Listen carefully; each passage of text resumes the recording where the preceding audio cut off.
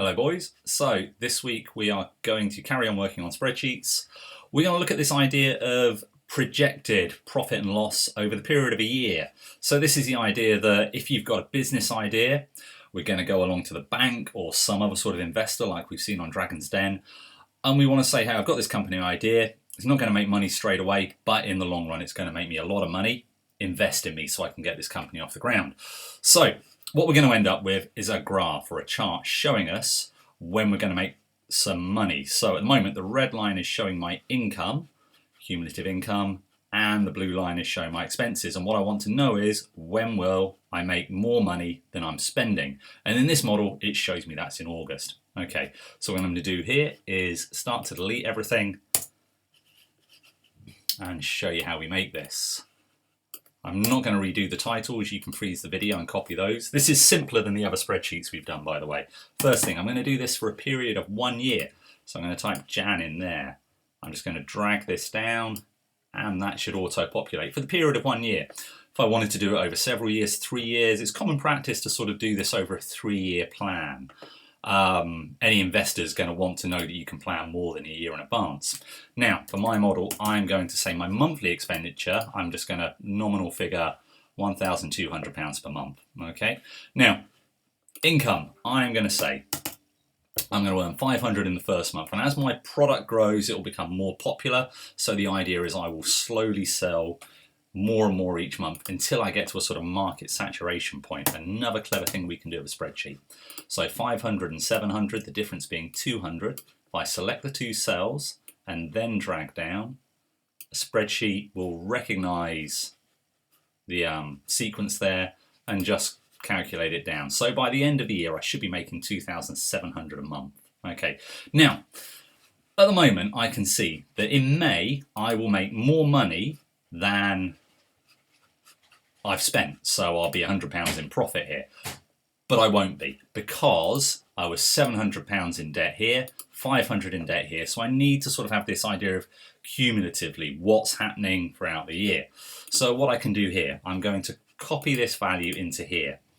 I'm just going to put equals and click on the cell, hit enter, and that just copies that across. Now I could have just typed 1200 there, but the advantage of this is if I now decide my first month, I'm going to want to borrow a bit extra. I need to get some advertising, get my business up and off the ground. So I borrowed a bit extra.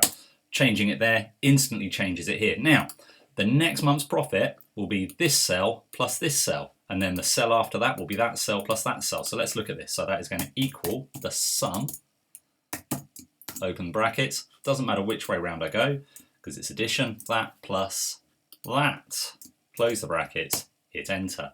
So that plus that is that. Now the next cell is going to be that cell plus that cell.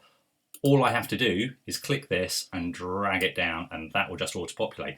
Now, like the other bits we did, the great thing about this is if I suddenly go, actually, that was going to be 1,500 that month, the whole column here just recalculates. I'm going to do exactly the same over here for the cumulative income. I'm going to do it slightly different just to show you that you don't actually need the brackets and the sum, but it's good practice to do it that way. But we can be a little lazy. So I'm going to say equals that cell plus, oh, getting that wrong. That just equals that cell. And this cell would equal that cell plus that cell. Now that will work because it's a very simple sum. Anything more complicated where you're adding and multiplying or you need to do things in a sequence, you'll get into trouble if you don't start using brackets.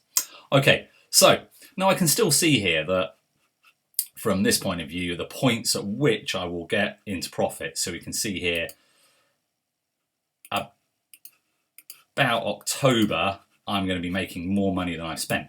But let's look at how easy it is to make a really easy line graph out of this. So I'm going to select the data that I wanted to make the chart out of. I could have just done it for 6 months out of this.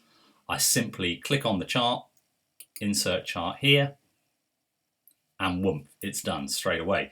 Now, I don't really need to know about this data here. Remember we said this doesn't really help us. So what I'm going to do over here is I'm going to look at setup and where I've got the series here, so you need to be in the series bit. Monthly expenditure I don't want, I'm going to remove that, and monthly income I'm going to remove. So now I've just got these two.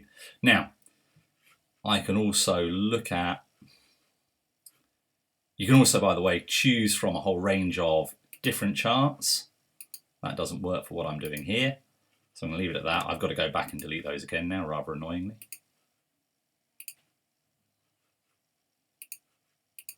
Now, the other great thing here is so I can see, okay, this is where I start to make money. What if I was to have some sort of, order that I know I'll get in 3 months, where my monthly income for that month is actually going to jump to 3,000. What difference would that make? There we go. It's automatically adjusted, and that's brought my profit forward to July. I go to the bank and the bank says, we like your idea, but we want to know, we want more advertising up front, so we want you to put 4,000 in. Can you sustain that? I change that and everything changes. I don't have to go through and auto-correct everything. Okay, so good luck with that. It might be something you want to use one day if you have a really great business idea. There we go. Have a good half term. We're going to look at some games design hopefully after half term. Enjoy the week off.